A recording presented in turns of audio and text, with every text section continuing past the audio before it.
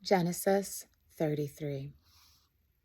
Now Jacob looked up and saw Esau coming, and 400 men with him. So he divided the children among Leah and Rachel and the two maids. He put the maids with their children in front of Leah with her children, and Rachel and Joseph, and last of all, he himself went ahead of them, bowing himself to the ground 7 times until he came near his brother. But Esau ran to meet him and embraced him and fell on his neck and kissed him, and they wept. When Esau looked up and saw the women and the children, he said, "Who are these with you?" Jacob said, "The children whom God has graciously given your servant." Then the maids drew near, they and their children, and bowed down. Leah likewise and her children drew near and bowed down. And finally, Joseph and Rachel drew near and they bowed down. Esau said, "What do you mean by all this company I have met?" Jacob answered, "To find favor with my Lord." But Esau said, "I have enough. My brother, keep what you have for yourself." Jacob said, "No, please. If I find favor with you, then accept my presents from my hand. For truly to see your face is like seeing the face of God, since you have received me with such favor.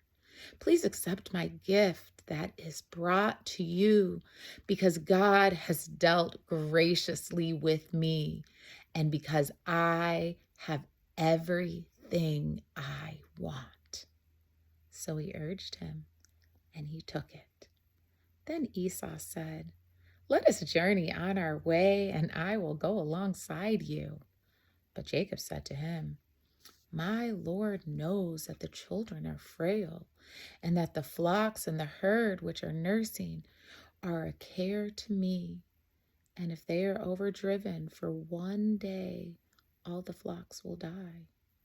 Let my Lord pass on ahead of his servant, and I will lead on slowly according to the pace of the cattle that are before me, and according to the pace of the children, until I come to my Lord in Seir." So Esau said, "Let me leave you with some of the people who are with me." But he said, "Why should my Lord be so kind to me?"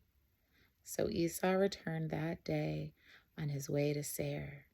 But Jacob journeyed to Succoth and built himself a house and made booths for his cattle. Therefore the place is called Succoth.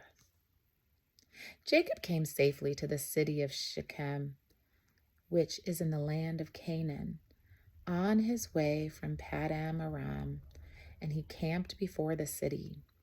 And from the sons of Hamor, Shechem's father, he bought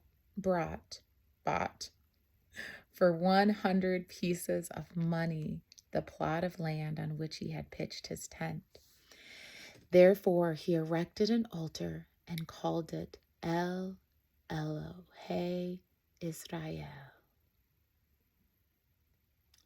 Genesis 34. Now Dinah, the daughter of Leah, whom she had bore to Jacob, went out to visit the women of the region. When Shechem's son Hamor, the Hivite, prince of the region, saw her, he seized her and lay with her by force. And his soul was drawn to Dinah, daughter of Jacob. He loved the girl, and he spoke tenderly to her. So Shechem spoke to his father Hamor, saying, "Get me this girl to be my wife." Now Jacob heard that Shechem had defiled his daughter Dinah, but his sons were with his cattle in the field. So Jacob held his peace until they came. And Hamor, the father of Shechem, went out to Jacob to speak to him. just as the sons of Jacob came in from the field. When they heard it, the men were indignant and very angry because he had committed an outrage in Israel by lying with Jacob's daughter. For such a thing ought not to be done. But Hamor spoke with them, saying, "The heart of my son Shechem longs for your daughter. Please give her to him in marriage. Make marriages with us. Give your daughters to us and take our daughters for yourselves. You shall live with us and the land shall be open to you. Live and trade in it and get property in it." Shechem also said to her father and to her brothers, "Let me find favor with you, and whatever you say to me, I will give. Put the marriage presents as a gift as high as you like. I will give whatever you ask of me. Only give me the girl to be my wife." The sons of Jacob answered Shechem and his father Hamor deceitfully, because he had defiled their sister Dinah. They said to them, "We cannot do such a thing, to give our sister to one who is uncircumcised, for that would be a disgrace to us. Only on this condition will we consent to you, that you will become as we, and every male among you be circumcised.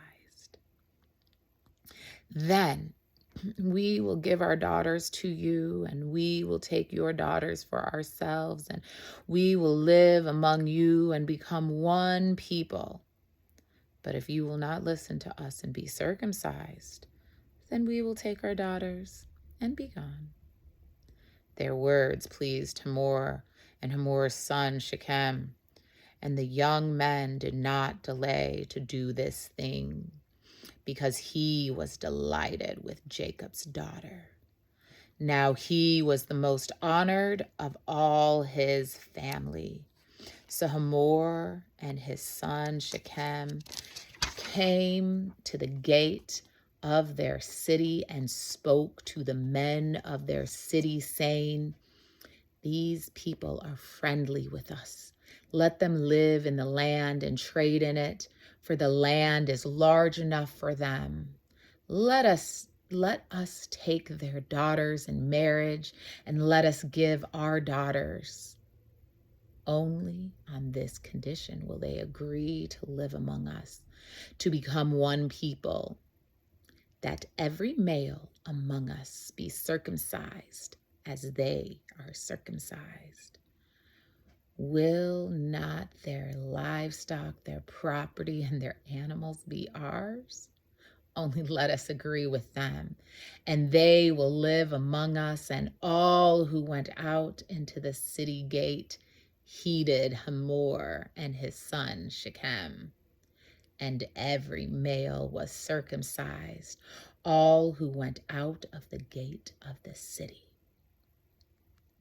On the third day, when they were still in pain, two of the sons of Jacob, Simeon and Levi, Dinah's brothers, took their swords and came against the city unawares and killed all the males.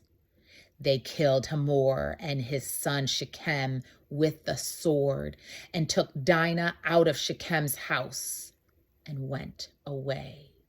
And the other sons of Jacob came upon the slain and plundered the city, because their sister had been defiled.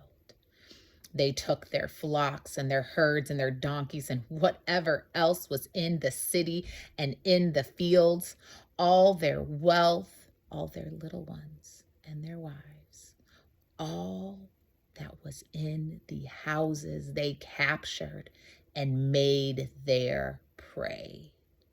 Then Jacob said to Simeon and Levi, You have brought trouble on me by making me an odious to the inhabitants of the land, the Canaanites and the Perizzites.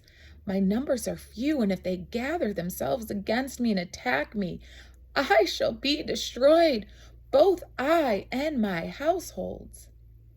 But they said, should our sister be treated like a whore?